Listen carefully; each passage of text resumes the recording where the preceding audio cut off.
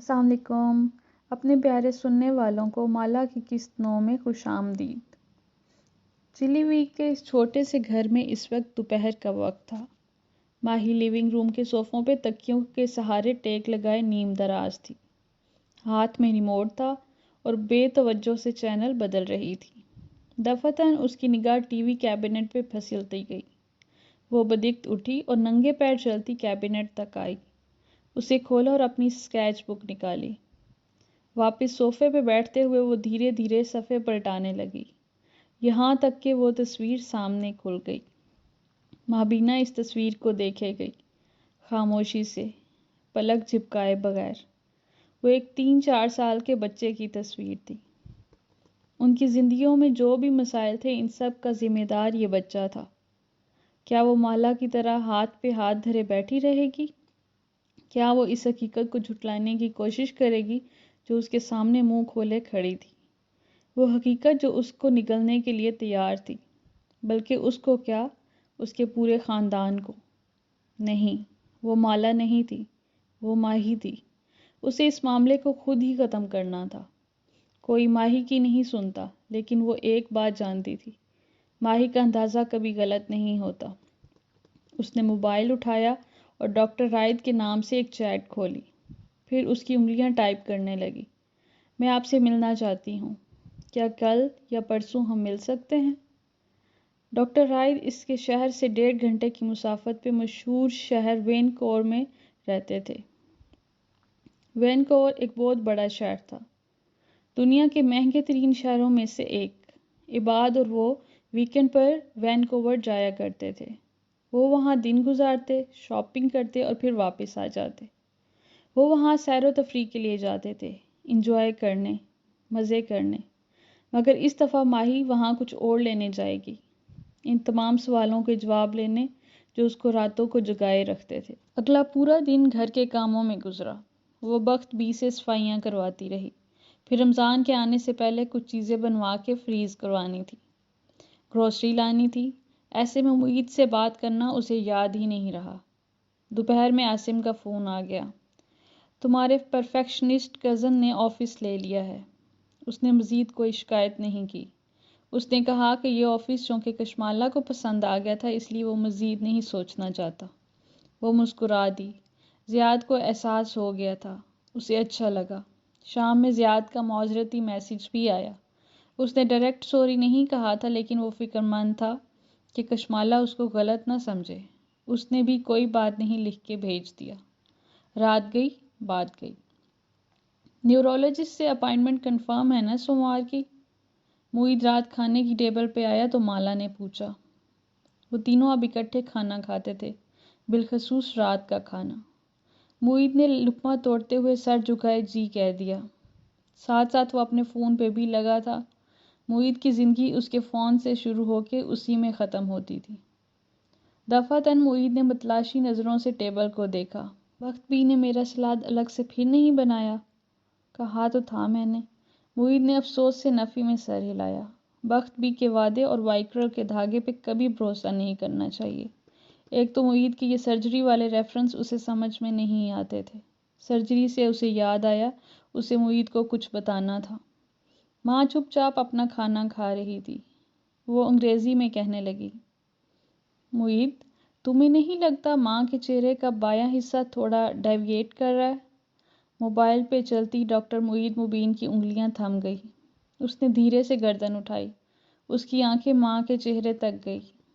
وہ چند لمحے ان کو دیکھتا رہا۔ اس نے فون رکھ دیا اور سر جھکا کے دوسرا نوالا توڑا۔ مالا کو لگا اس کی انگلیاں کانپی تھی، شاید اس کا وہم تھا۔ چہرہ ایسے کیوں ہو رہا ہے ماں کا؟ اس نے انگریزی میں پوچھا۔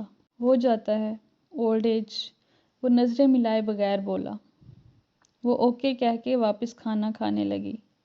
معید نے جو نوالا توڑا اسے ختم نہیں کیا، بس اسی پلیٹ میں رکھے بیٹھا رہا۔ اس کا چہرہ جھکا ہوا تھا۔ سنو، صبح تیار رہنا، 7 بجے ماں کو میو ہسپتال لے جائیں گے۔ وہ میز سے اٹھتے ہوئے بولا۔ وہ اب بھی مالا کو نہیں دیکھ رہا تھا۔ اتنی جلدی کیوں؟ ماں کا سکین کروائیں گے، لسٹ لمبی ہوتی ہے۔ جلدی جائیں گے تو جلدی کام ہوگا۔ گھٹنے کا اسکین؟ معید نے ایک نظر اسے دیکھا۔ ہاں، گھٹنے کا۔ اور پھر وہ وہاں نہیں بیٹھا، وہ سیدھا اپنے کمرے میں چلا گیا۔ اس کے کمرے کی بتی پھر ساری رات جلی رہی۔ وہ سحری کے بعد سو گئی تھی۔ 6:30 بجے معید نے آ کے اسے اٹھایا۔ اس کے چہرے سے لگتا تھا وہ ساری رات نہیں سویا۔ وہ خود بھی کام کی وجہ سے دیر سے سوئی تھی۔ اسے بہت نیند آ رہی تھی۔ معید نے کافی پینے کا وقت بھی نہیں دیا۔ اسے نہ جانے کس بات کی جلدی تھی۔ کہاں وہ ہفتے بھر بعد کی اپائنٹمنٹ لیے بیٹھا تھا اور کہاں وہ صبح صبح ماں کو ہسپتال لے آیا تھا۔ میو ہسپتال میں ایک سرخ سی نئی عمارت حال میں ہی بنی تھی۔ وہ ان کا نیا اور جدید آلات سے لیس سرجیکل ٹاور تھا۔ داخلی دروازے پہ معید ماں کے لیے وہیل چیئر لے آیا۔ وہ سفید چادر میں ملبوس تھیں، تھکی تھکی سی لگتی تھی، جیسے تکلیف میں ہیں۔ بدقت وہیل چیئر پہ بیٹھی۔ معید چیئر آگے دھکیلنے لگا۔ مالا ساتھ ساتھ چلنے لگی۔ وہ بار بار جمائی روکتی تھی۔ اس نے سیاہ کینوس شوز کے ساتھ سیاہ سرمئی لباس پہن رکھا تھا۔ سرمئی دوپٹہ سر پہ لیا ہوا تھا اور سن گلاسز ماتھے پہ اٹکا رکھے تھے۔ یہ معید کی ورک پلیس تھی اور معید یہاں آ کے بڑا کانشیس ہو جاتا تھا، بالخصوص بہنوں کے بارے میں۔ سرجیکل ٹاور کی عمارت میں ہر طرف پودے رکھے تھے۔ سبزے کو دیکھ کے چہرے پہ خود بخود مسکراہٹ بکھر گئی۔ معید ماں کی وہیل چیئر دھکیلے آگے جا رہا تھا۔ وہ گزرتے ہوئے پودوں کو انگلیوں سے چھوتی جا رہی تھی۔ معید صرف یہاں معید نہیں تھا، وہ ڈاکٹر معید تھا۔ ڈاکٹر معید ادھر آئیں۔ ڈاکٹر معید یہ دیکھیں۔ اپنی بہن بھائیوں کو ان کی ورک پلیس یا یونیورسٹی میں دیکھنا بھی کافی دلچسپ ہوتا ہے۔ وہ جن کو ہم گھر میں اندر باہر سے جانتے ہیں، جن کی کوئی اہمیت نہیں ہوتی، وہ جو گھر میں لڑتے بھی ہیں اور روتے بھی ہیں، اپنی ورک پلیس پہ وہ بڑے ہی مہذب بنے ہوتے ہیں۔ معید ماں کے لیے MRI روم میں چلا گیا اور اسے کہا کہ وہ ساتھ والے روم میں بیٹھ جائے۔ وہ دوسرے روم میں چلی آئی۔ وہاں ایک شیشے کی دیوار تھی جس سے MRI دکھائی دیتا تھا۔ وہ دیکھ سکتی تھی کہ معید ماں کو اسٹریچر پہ لٹا رہا تھا۔ ساتھ چند کمپیوٹرز لگے تھے جن کے ساتھ ایک ٹیکنیشین بیٹھا تھا۔ اس نے معید کی وجہ سے مالا کو کچھ نہیں کہا، اپنا کام کرتا رہا۔ ماں کو اسٹریچر پہ لٹا کے MRI کی آدھے چاند جیسی مشین کو سیٹ کیا جانے لگا۔ اس کی نظریں ماں کے گھٹنے پہ تھیں، لیکن وہ مشین کو ماں کے سر پہ سیٹ کر رہے تھے۔ کشمالا کا ماتھا ٹھنکا۔ سر پہ کیوں؟ MRI سٹارٹ ہوا تو معید باہر نکلا اور سیدھا اس روم میں آیا تو کشمالا کو دیکھ کے ٹھٹکا۔ مالا یار، میں نے تمہیں ساتھ والے روم میں بیٹھنے کو کہا تھا، یہاں نہیں۔ تم تو کہہ رہے تھے گھٹنے کا اسکین ہونا ہے، پھر برین کا کیوں؟ وہ آگے آیا اور ٹیکنیشین کے کندھے پہ جھک کے اسکرین کو دیکھنے لگا۔ معید، میں کچھ پوچھ رہی ہوں۔ کیونکہ گھٹنے کو چلنے کا حکم برین سے آتا ہے مالا، بائیو نہیں پڑھی تھی کیا؟ وہ جیسے چڑ گیا۔ ماں کو چلنے میں دقت ہوتی ہے نا، ہم نے یہ دیکھنا ہے کہ برین کیوں گھٹنے کو چلنے کا حکم نہیں دے رہا۔ کیوں نہیں دے رہا؟ کیونکہ معید کی نظریں اسکین پہ تھی۔ کبھی کبھی برین میں SOL بن جاتے ہیں، ان کی وجہ سے چہرہ ڈیویٹ کرنے لگ جاتا ہے۔ SOL کیا ہوتا ہے؟ وہ پریشانی سے بولی۔ معید نے چہرہ اٹھا کے اسے دیکھا۔ اسپیس آکوپائنگ لیجن، پانی کی تھیلی ہوتی ہے چھوٹی سی، کوئی مسئلے کی بات نہیں، اس کو نکال لیں گے تو سب ٹھیک ہو جائے گا۔ اور واپس جھک کے اسکرین کو دیکھنے لگا۔ SOL پانی کی تھیلی ہوتی ہے اور کچھ نہیں۔ اس کو یاد آیا ماہی کی گردن میں تھائرائیڈ کے مسئلے کی وجہ سے ایک پانی کی تھیلی بن گئی تھی۔ انجیکشن سے ڈاکٹر نے پانی نکال لیا تھا، بس اتنی سی بات تھی۔ کنٹرول روم کافی بڑا تھا۔ گلاس وال کے ساتھ ٹیکنیشین کرسی پہ بیٹھا اسکرین کو دیکھ رہا تھا۔ معید اس کے ساتھ کھڑا تھا۔ مالا پیچھے کرسی پہ جا کے بیٹھ گئی۔ کرسی کے ہتھ پہ کونی رکھے اور ہتھیلی گال تلے رکھ لی۔ رات نیند نہیں پوری ہوئی تھی، اوپر سے روزہ بھی تھا، اس کی آنکھیں بھاری ہونے لگی۔ اس نے پلکیں مون لی۔ MRI 45 منٹ چلنا تھا آرام سے، ابھی کافی وقت تھا۔ SOL پانی کی تھیلی ہوتا ہے اور کچھ نہیں۔ وہ کچی نیند میں تھی جب کونی پھسلی۔ وہ جھٹکے سے سیدھی ہوئی، غنود آنکھیں کھولیں۔ اسکین ہو رہا تھا۔ مشین کی گڑگڑاہٹ جیسی آوازیں یہاں تک آ رہی تھیں۔ ماں گلاس وال کے پار اسٹریچر پہ لیٹی نظر آ رہی تھی۔ ان کا سر مشین سے ڈھکا ہوا تھا۔ اسے معید کی پشت نظر آ رہی تھی۔ معید کتنی دیر ہے؟ اس نے پیچھے سے پکارا۔ معید نے جواب نہیں دیا، یقیناً سنا نہیں تھا۔ اس نے پھر سوال دہرایا۔ معید نے اب بھی جواب نہیں دیا۔ پھر وہ تیز قدموں سے دروازے کی طرف بڑھا اور باہر نکل گیا۔ کشمالہ نے تعجب سے اسے باہر جاتے دیکھا۔ اس نے کونی پھر سے کرسی پہ ٹکائی اور تھوڑی کو ہتھیلی کے پیالے میں رکھ دیا۔ آنکھیں دوبارہ بند ہونے لگی۔ غنودگی میں اسے آواز آئی۔ باریک ہیل سے ٹک ٹک چلتی کوئی خاتون اندر آئی تھی۔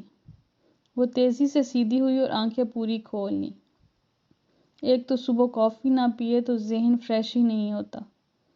اینک لگائے، سفید کوٹ پہنے، وہ تیار شیار سی کوئی ریڈیولوجسٹ تھی۔ چہرے پہ کرختگی تھی اور وہی کرختگی آواز میں بھی تھی۔ ٹیکنیشین کے پیچھے کھڑے ہو کے اسکرین کو دیکھا جس کے اوپر برین کے اندر کی فلم چل رہی تھی، سیاہ اور سفید رنگ کی فلم۔ یہ ڈاکٹر معید کی پیشنٹ ہیں؟ جی۔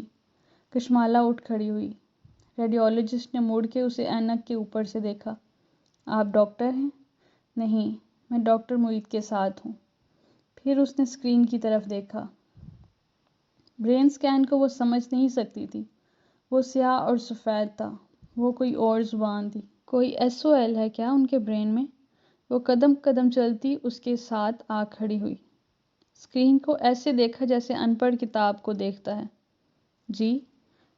ریڈیولوجسٹ نے سر ہلایا۔ وہ بھی اسکرین کو دیکھ رہی تھی۔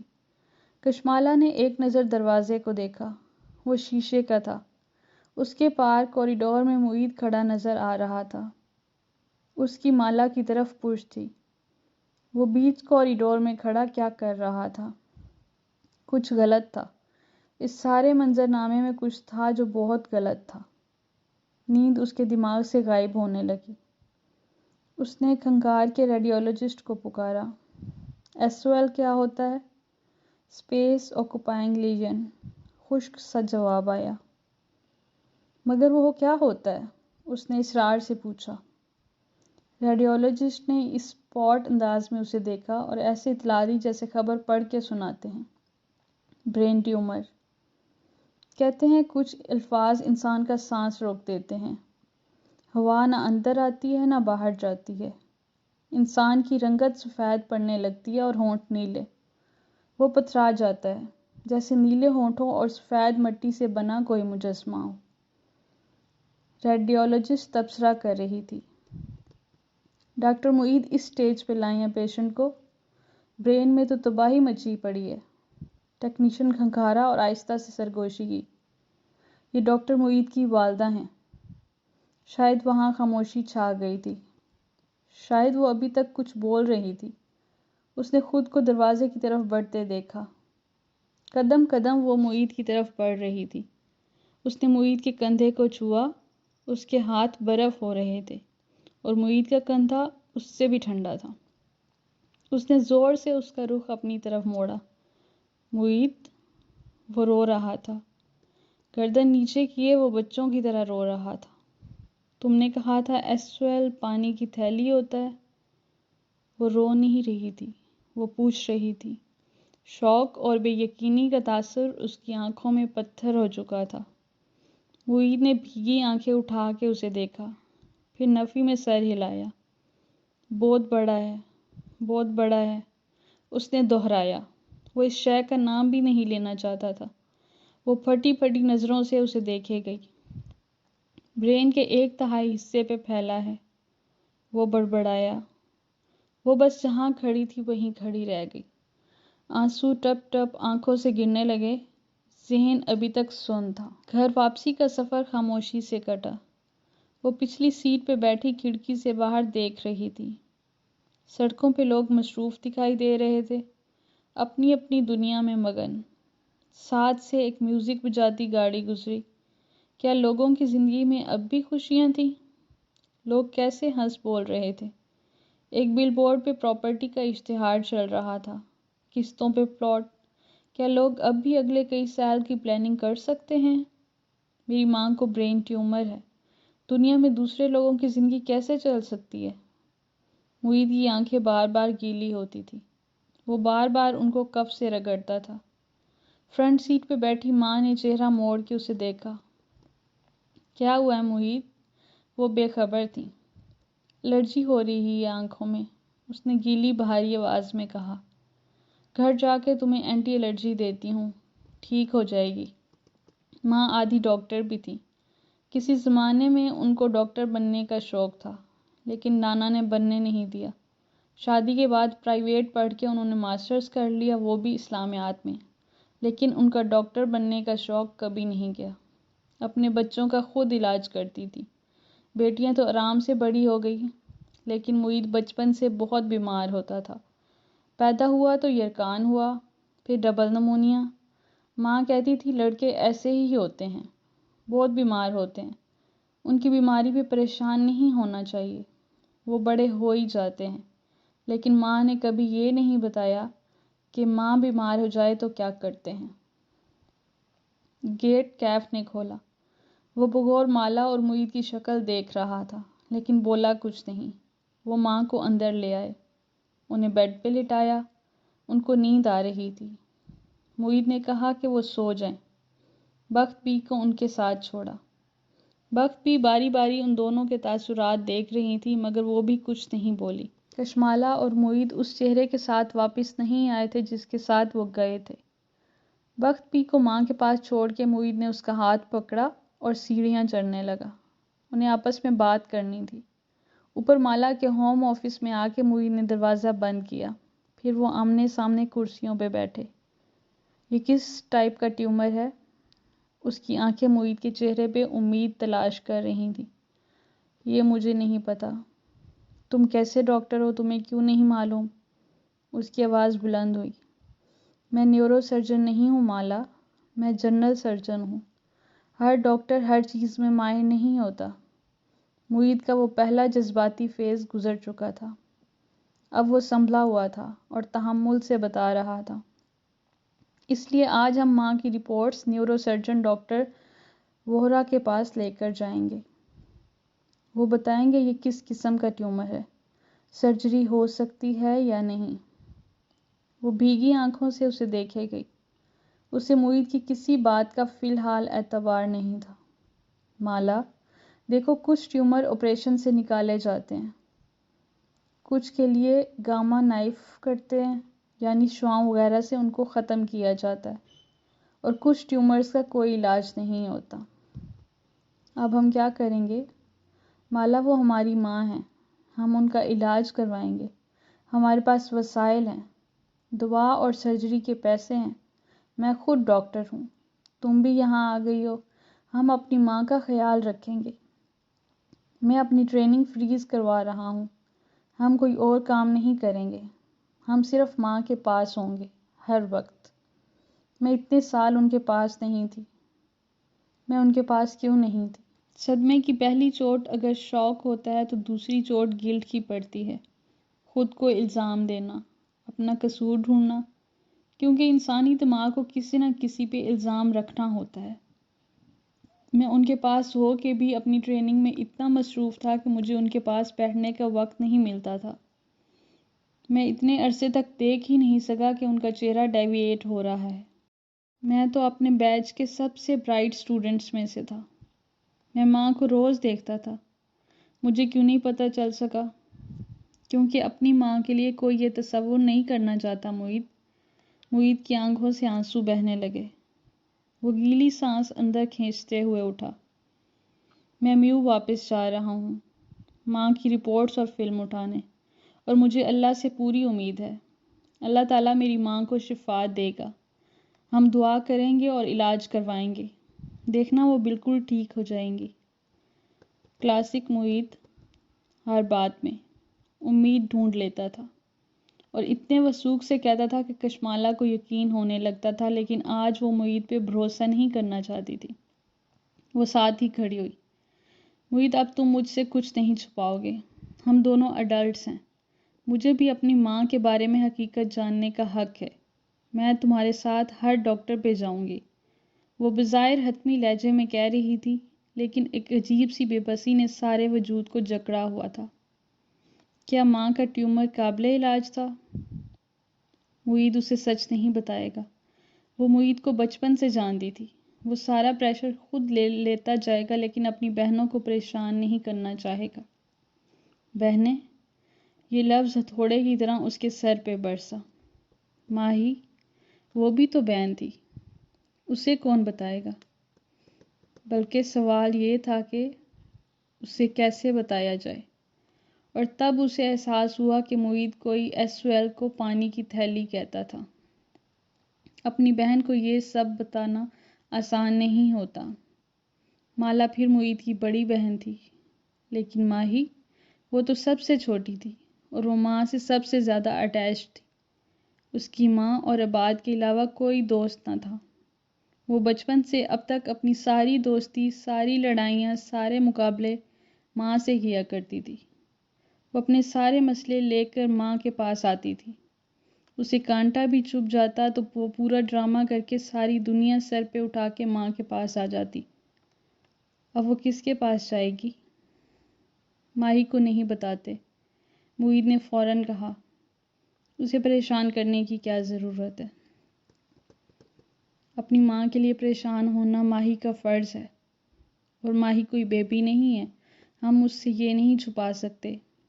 اپنوں کی بیماریاں اس وجہ سے نہیں چھپائی جاتی کہ فلاں پریشان ہو جائے گا. وہ دونوں اب اسٹوڈیو میں کھڑے دبی دبی آواز میں بحث کر رہے تھے، اور سفید ورق ٹیبل پہ رکھے پودے اداسی سے ان کو دیکھ رہے تھے. عباد اپنے لیونگ روم کے صوفے پہ بیٹھا کام کر رہا تھا جب اسے معید نے کال کی. اس نے فون کال ہینڈز فری لگا کے سنی. کال سنتے سنتے اس کی انگلیاں تھم گئی. لیپ ٹاپ کی اسکرین آہستہ سے فولڈ کی. کتنی ہی دیر وہ ساکت سا سامنے والی دیوار کو دیکھے گیا. اس نے معید سے کچھ نہیں کہا، بس کال کاٹ دی. حورِ جہاں بیگم اس کی سکی خالہ تھی. وہ ہمیشہ سے صحت مند اور ہنستی مسکراتی ملتی تھی. کبھی سوچا ہی نہیں تھا کہ اس کی آنکھوں سے آنسو بہنے لگے. کمرے سے کھٹر پٹر کی آواز آئی تو اس نے چہرہ اٹھایا. جلدی سے آنکھیں رگڑیں. ماہی بالوں میں تولیہ لپیٹے باہر آ رہی تھی. وہ غالباً نہا کے نکلی تھی. اس نے کھلی سی لمبی قمیض کے نیچے ٹراؤزر پہن رکھے تھے. اس کا دھلا دھلا یا گلابی چہرہ ہو رہا تھا. وہ تولیہ کے بنے سلیپرز پہنے لاؤنج میں چلتی آئی. ایک نظر اوپن کچن کو دیکھا. برتن دھونے والے پڑے تھے. پتہ ہے میں کیا سوچ رہی ہوں؟ وہ آگے آئی اور کچن کاؤنٹر پہ رکھا خالی کوک کا کین اٹھا کے غور سے دیکھا. پچھلے کچھ دن سے وال مارٹ سے میں جو بھی کوک لاتی ہوں اس کی گیس نہیں ہوتی. مجھے لگتا ہے وال مارٹ کی کوک کی پوری لاٹ خراب ہے. کہیں ٹھنڈ میں پڑے رہے ہوں گے کین، لیک ہو جاتے ہیں. بات کی اس کی طرف پش تھی. ہے نا؟ ماہی نے چٹکی بجائی. میں ابھی کوکا کولا کو ای میل کرتی ہوں. اس کی آنکھیں چمکی. ماہی کو اگر جہاز میں ٹھیک سے کھانا نہ ملے تو اس کی طرف سے ایک لمبی چوڑی ای میل ایئر لائنز کمپنی کو جایا کرتی تھی، اور جواب میں وہ اس کو کچھ فری کوپن دے ڈالتے تھے. اچھا سنو، ایبٹس فورڈ چلیں کل؟ حلال میٹ ختم ہو گیا ہے. مجھے گروسری بھی کرنی ہے. وہ کاؤنٹر کے پاس کھڑی کہہ رہی تھی. جواب نہیں آیا تو اس نے چہرہ عباد کی طرف موڑا. اس کی جانب پشت کیے بیٹھا تھا. وہ اس کے سامنے آئی تو دیکھا اس کی آنکھیں گلابی تھیں. ماہی کے تاثرات بدلے. عباد کیا ہوا ہے؟ پھر خیال آیا کس کا فون آیا تھا. کینیڈین گھروں کی آواز جیسی ڈرائی وال سے آوازیں آر پار سنائی دیتی تھی. اسے عباد کا ہیلو اور ہوں ہاں سنائی دی تھی، مگر مزید کچھ نہیں. عباد چند لمحے اس کا چہرہ دیکھتا رہا. پھر اس نے اپنی گلاسز اتاریں، ان کو صاف کیا، پھر انہیں دوبارہ پہنا. عباد بولو یار، وہ بے چینی سے چلائی. وہ پلک نہیں جھپک پا رہی تھی. عباد کہنا شروع ہوا. معید کی کال آئی تھی۔ خالہ کا برین سکین کروایا ہے آج، انہیں برین ٹیومر ہے۔ الفاظ اس کے لبوں سے ادا ہو رہے تھے اور مابینہ کی سماعتوں میں داخل ہو رہے تھے، لیکن وہ نہیں سن رہی تھی۔ وہ صرف عباد کے ہلتے ہونٹ دیکھ رہی تھی۔ اس نے نظریں جھکائی۔ ماہی نے پھر اوپر دیکھا۔ عباد کے آنسو بہہ رہے تھے۔ وہ کچھ کہے جا رہا تھا۔ ماہی کی نظریں اس کی پشت سے ہوتی ہوئی کچن کاؤنٹر تک گئی۔ وہاں سنک میں میلے برتنوں کا ڈھیر لگا تھا۔ ایک کونے میں واشنگ مشین رکھی تھی۔ اس کا چکر ختم ہونے والا تھا۔ ابھی گھنٹی بجنے کو تھی۔ اس کی نظر فریج تک گئی۔ اندر کل رات اس نے سٹیک کو مسالہ لگا کے رکھا تھا۔ ماہی کے چہرے پہ ایک گمسم سا تاثر تھا۔ پھر وہ اٹھ گئی۔ ہاتھ بڑھا کے تولیے کی ٹربن کھولی۔ اس کے چھوٹے گیلے بال گردن پہ موٹی لٹوں کی صورت میں گرتے گئے۔ کچھ گالوں پہ چپک گئے۔ عباد مڑ کے اسے دیکھا گیا۔ وہ نرم سلیپرز پہنے قدم قدم اٹھاتی کمرے تک گئی۔ کھونٹی سے لٹکا دوپٹہ اٹھایا اور سر پہ لپیٹا۔ اس کے ہاتھ کپ کپا رہے تھے۔ اس نے ریک سے جائے نماز اٹھائی اور لکڑی کے فرش پہ بچھائی۔ پھر وہ تکبیر کہہ کے نماز کے لیے کھڑی ہو گئی۔ اس کا ذہن سن تھا اور ٹانگیں کپ کپا رہی تھیں۔ اسے بھول گیا تھا وہ آج کل بیٹھ کے نماز پڑھتی تھی۔ ماہی، عباد نے گیلی آواز سے پکارا، مگر وہ اس کے پیچھے نہیں آیا۔ وہ اسے بچپن سے جانتا تھا۔ وہ مابینہ تھی۔ وہ حورِ جہاں کی سب سے سمجھدار، سب سے بہادر اور مضبوط اعصاب والی اولاد تھی۔ اسے تنہائی چاہیے تھی۔ ماہی کی آنکھوں سے آنسو بہہ رہے تھے اور وہ سر جھکائے نماز پڑھ رہی تھی۔ پہلے سجدے میں جاتے ہوئے اسے احساس ہوا کہ عباد نے اسے کیا بتایا تھا۔ ماں کو برین ٹیومر تھا۔ دوسرے سجدے میں اسے احساس ہوا ایک اور بات بھی تھی جو عباد نے اسے نہیں کہی تھی۔ اس کی ماں کو برین ٹیومر تھا اور وہ اپنی ماں کے پاس نہیں تھی۔ ماں کی طبیعت بجھی بجھی سی تھی۔ وہ آج کچھ زیادہ ہی بول رہی تھی۔ آج انہوں نے کوئی کام نہیں کیا تھا، بس بیڈ پہ نیم دراز آنکھیں موندے لیٹی رہی تھی۔ مالا ان کے ساتھ بیڈ گراؤنڈ سے ٹیک لگائے بیٹھی تھی۔ سر پہ دوپٹہ لپیٹے وہ ماں کا ہاتھ پکڑے زیر لب کوئی دعا بڑبڑا رہی تھی۔ شفا عطا فرمائے، بے شک تو ہی شفا دینے والا ہے۔ ایسی عجیب سی حالت میں سمجھ نہیں آتا کہ کیا دعا مانگی جائے۔ وہ بس شفا مانگ رہی تھی۔ دفعتاً فون بجنے لگا۔ اس نے موبائل اٹھا کے دیکھا۔ ماہی کالنگ۔ مالا کے دل پہ بوجھ سا آ گیا۔ وہ ماہی سے کیسے بات کرے گی؟ ماہی یقیناً رو رہی ہوگی۔ اس کے اندر اس وقت رونے کی سکت تک نہیں تھی، مگر اسے کال اٹھانی تھی۔ ماں کا ہاتھ آہستہ سے چھڑا کے اس نے موبائل اٹھا لیا اور باہر نکل آئی۔ لان میں جا کے اس نے فون کان سے لگایا۔ ماہی، اس کی آواز گیلی تھی۔ مالا، سارے ٹیومرز لا علاج نہیں ہوتے، میں گوگل پہ پڑھ رہی تھی۔ ماہی رو نہیں رہی تھی، وہ تیز تیز بول رہی تھی۔ اپنے کچن کاؤنٹر پہ اونچی کرسی پہ بیٹھے وہ لیپ ٹاپ سامنے کھولے بیٹھی اسکرین کو دیکھتے ہوئے کہہ رہی تھی۔ اس کی آنکھوں تلے ہلکے تھے اور ناک گلابی ہو رہی تھی، مگر فی الحال وہ رو نہیں رہی تھی۔ ماہی، پلیز گوگل مت کیا کرو، گوگل بہت کنفیوز کرتا ہے۔ معید نے کہا ہے یہ گلاؤما لگتا ہے، لیکن برین سکین سے کوئی نہیں بتا سکتا کہ ٹیومر کی ٹائپ کیا ہے، جب تک کہ دماغ کو کھول کے اس شے کو باہر نہ نکالا جائے۔ اور جانتی ہو وہ کون سا ٹیومر ہے جو MRI میں بالکل گلاؤما جیسا لگتا ہے؟ اس کی آواز میں امید جاگی۔ وہ مننجیوما ہوتا ہے۔ وہ بالکل گلاؤما جیسا دکھائی دیتا ہے۔ وہ اس کی نہیں سن رہی تھی۔ اور پتہ ہے، گلاؤما سب سے خطرناک ٹیومر ہوتا ہے۔ یہ برین کے اندر سے بنتا ہے۔ اس کا علاج نہیں ہوتا۔ لیکن ماں کی جو علامات ہیں ان سے مجھے لگتا ہے ماں کو گلاؤما نہیں ہے، ماں کو مننجیوما ہے۔ وہ اسکرین کو غور سے دیکھتے ہوئے پڑھ کے بتانے لگی۔ مننجیوما برین کے اندر کا ٹیومر نہیں ہے۔ یہ برین کے باہر منجی کی تہہ میں بنتا ہے۔ یہ اسکین میں بالکل گلاؤما جیسا لگتا ہے، لیکن یہ خطرناک نہیں ہوتا۔ اس کو نکالا جا سکتا ہے، اور یہ اتنی سست روی سے بنتا ہے کہ اگر اسے نکال لیا جائے اور تھوڑا سا حصہ چھوڑ بھی دیا جائے تب بھی اسے دوبارہ اتنا بڑا ہونے کے لیے 20 سے 25 سال چاہیے ہیں۔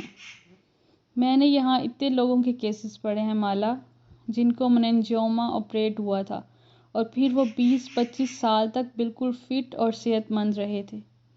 تم دیکھنا، ماں کا ٹیومر گلاؤما نہیں نکلے گا، وہ مننجیوما ہوگا۔ وہ امید کا سہارا لے رہی تھی، جو شاید وہ مالا سے امید مانگ رہی تھی۔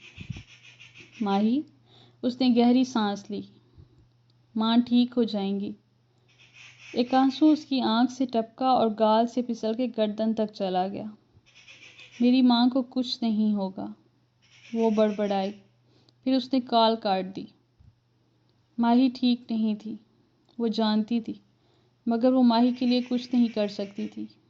وہ کسی کے لیے بھی کچھ نہیں کر سکتی تھی۔ باس، آواز پہ وہ چونکی، پھر پلٹ کے دیکھا۔ لان کے دہانے پہ کیف کھڑا تھا، ماتھے پہ بال بکھرے تھے، جینز ٹی شرٹ اور جوگرز میں ملبوس وہ اپنی ازلی حلیے میں تھا۔ کیف کی زندگی کتنی آسان تھی، کیونکہ کیف کی ماں کو برین ٹیومر نہیں تھا۔ کیا ہوا بڑی بی بی کو؟ وہ اس کے قریب چلتا آیا۔ اس کی آنکھوں میں فکر مندی تھی۔ آپ جب سے ہسپتال سے واپس آئی ہیں آپ ٹھیک نہیں ہیں۔ وہ اس کے عین سامنے آ رکا۔ کشمالا نے بھیگی آنکھوں سے اس کی مڑی ہوئی پلکوں والی آنکھوں کو دیکھا۔ ماں کو برین ٹیومر ہے، اس نے خود کو دھیرے سے کہتے سنا۔ کیف نے آنکھیں کرب سے بند کر لی اور سر جھکا دیا۔ I am sorry. وہ سر جھکائے ہوئے تھا۔